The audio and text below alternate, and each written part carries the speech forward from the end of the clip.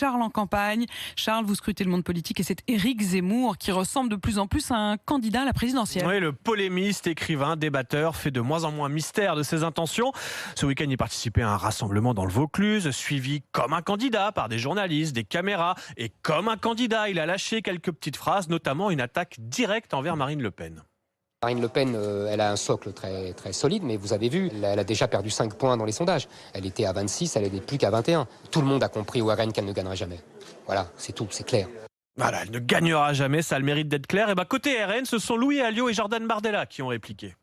Mais c'est un propos inutile. Moi, je ne suis pas là pour critiquer Zemmour. Je demande simplement qu'il laisse tranquille Marine. Éric Zemmour, il fait ses premiers pas en politique. Quand vous faites vos premiers pas en politique, vous en faites parfois un peu trop. Je dis juste qu'être président de la République, c'est pas un exercice de jouissance. C'est pas vouloir être candidat pour faire la tournée de son bouquin. Voilà, attaquer Éric Zemmour sans s'en prendre à ses idées ou à ses supporters, exercice d'équilibriste pour les membres du RN. Mais Éric Zemmour ne s'en est pas pris qu'à Marine Le Pen lors de ce colloque sur scène.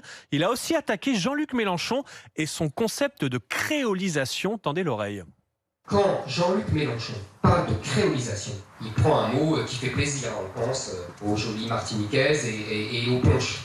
Mais en vérité, ce qui nous guette, c'est les voiles et les kebabs halal. Des kebabs halal plutôt que de jolies martiniquaises, c'est le danger selon Éric Zemmour. Et bien hier, Jean-Luc Mélenchon lui aussi a répliqué. Je voudrais vous parler de la créolisation. Il paraît que M. Zemmour est contre. Et pourtant, n'est-il pas lui-même, du fait de ses origines, le résultat d'une créolisation à la française? Ah, vous ne le savez pas, je vous l'apprends. Mais oui, Zemmour, ça veut dire olive en arabe. Zeytoun. Mais je lui en veux pas, moi je m'appelle Mélenchon, c'est pas plus brillant.